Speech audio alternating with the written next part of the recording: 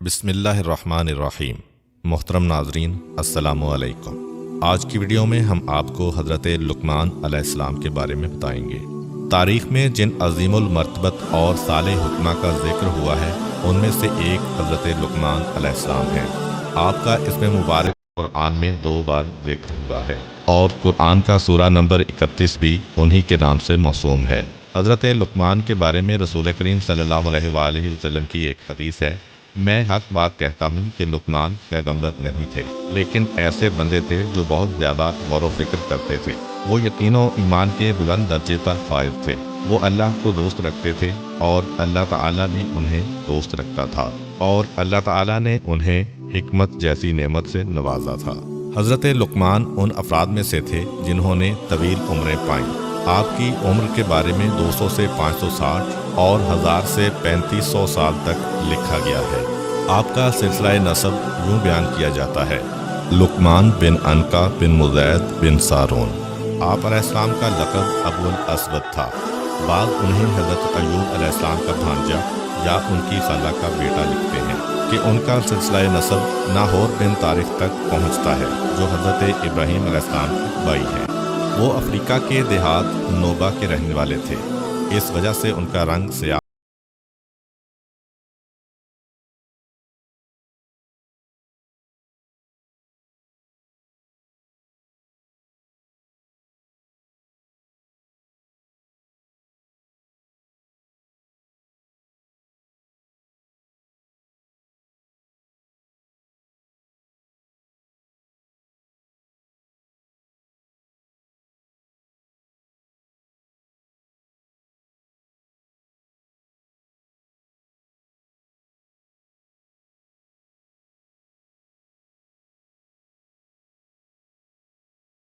ہمیشہ حکمت و دانائی ظاہر ہوتی اور وہ حضرت یونس علیہ السلام کے زمانے تک زندہ رہے۔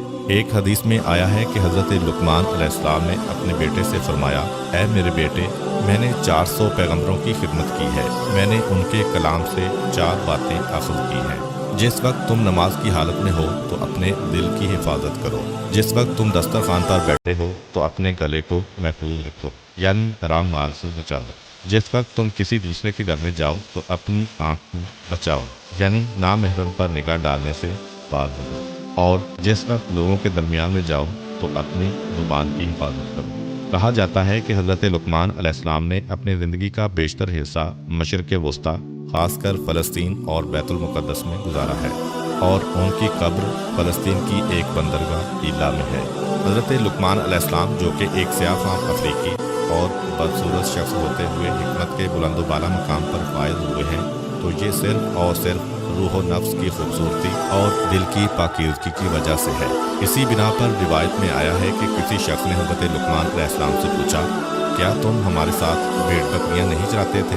حضرت لقمان علیہ السلام نے کہا: ہاں، ایسا ہی ہے۔ اس نے پوچھا: آپ یہ بتائیں کہ آپ کو علم و حکمت کہاں سے نصیب ہوئی؟ آپ تو کسی مدرسہ میں نہیں پڑھے۔ حضرت لقمان علیہ السلام نے جواب میں فرمایا: مجھے یہ حکمت اللہ کی مرضی، امانت ادا کرنے، سچ بولنے اور بیہودہ باتوں سے بچنے کی وجہ سے نصیب ہوئی ہے۔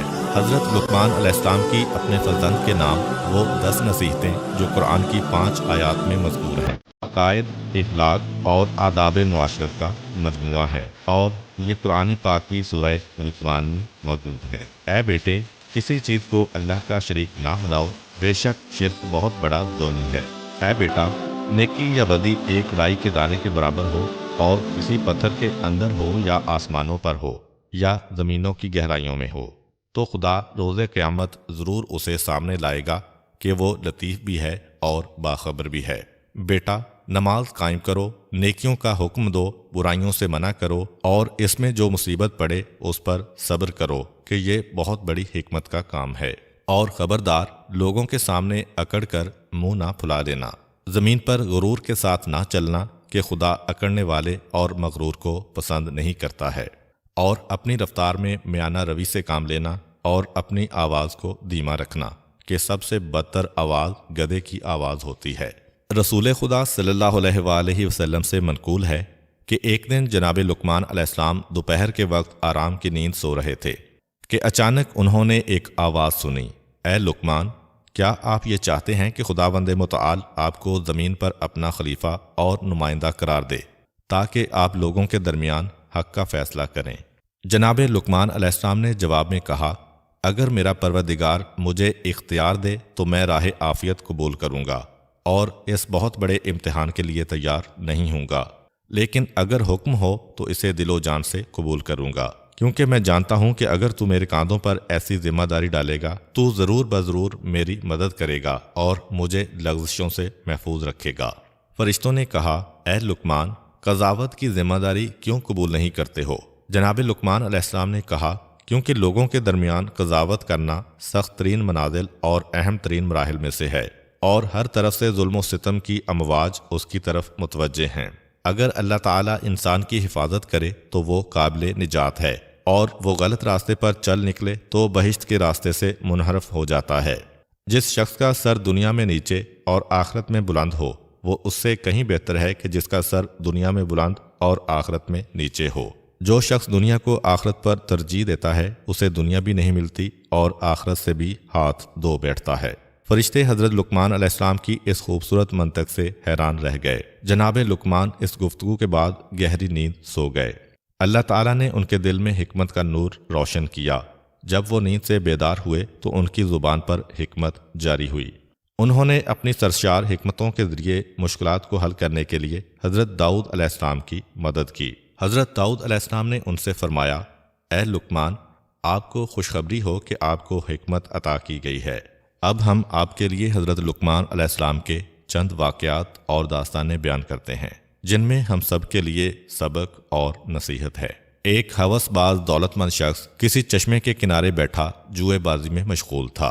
اس نے مستی کی حالت میں یہ شرط باندھی کہ جو کوئی بھی ہار گیا وہ یا تو اس چشمے کا سارا پانی پیے گا یا اپنی بیوی اور اپنا مال و دولت جیتنے والے کے سپرد کر دے گا۔ خواہشات کا دلدادہ دولت مند شخص بازی ہار گیا۔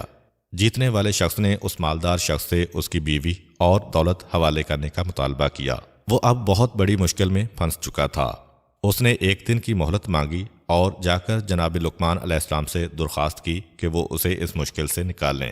حضرت لقمان علیہ السلام نے اس شخص سے کہا، میں ایک شرط پر تمہیں اس مشکل سے نجات دلاؤں گا۔ وہ شرط یہ ہے کہ آج کے بعد جوا نہیں کھیلو گے۔ اس مالدار شخص نے حضرت لقمان علیہ السلام کی شرط قبول کر لی۔ جناب لقمان علیہ السلام نے اس سے کہا، جس وقت وہ جیتنے والا شخص تمہارے پاس آ کر چشمے کا سارا پانی پینے یا ساری دولت اور بیوی حوالے کرنے کا مطالبہ کرے تو اسے یوں کہو، اگر تمہارا مراد وہ پانی ہے جو کل اس ندی میں تھا تو اسے لے آؤ تاکہ میں پیوں، اور اگر مراد وہ پانی ہے جو اس وقت موجود ہے تو تم چشمے کا منہ بند کرو تاکہ بچنے والا باقی پانی پی سکوں، اور اگر تمہاری مراد وہ پانی ہے جو آئندہ اس ندی میں جاری ہوگا تو آئندہ ابھی تک آیا نہیں ہے، لہذا صبر سے کام لو۔ اس دولت مند شخص نے جوا جیتنے والے شخص کے سامنے یہی مطالبات رکھے تو اس کے پاس کوئی چارہ کار نہ رہا اور اس کا منہ بند ہو گیا۔ یہی وہ مقام ہے جب حضرت لقمان علیہ السلام کی حکمت آشکارا ہوئی اور لوگوں نے انہیں پہچانا۔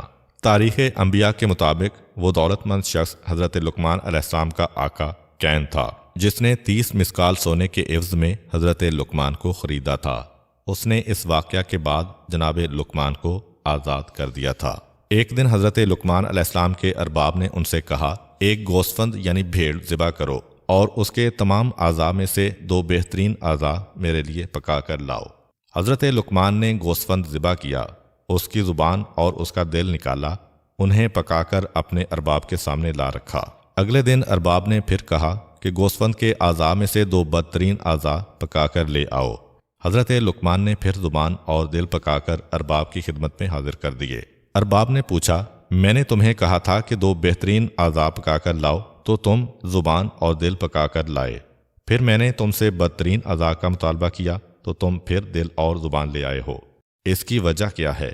جناب لقمان علیہ السلام نے کہا، اگر یہ دونوں عضو پاک ہوں تو بہترین ہیں، اور اگر یہی پلید ہوں تو بدترین ہیں۔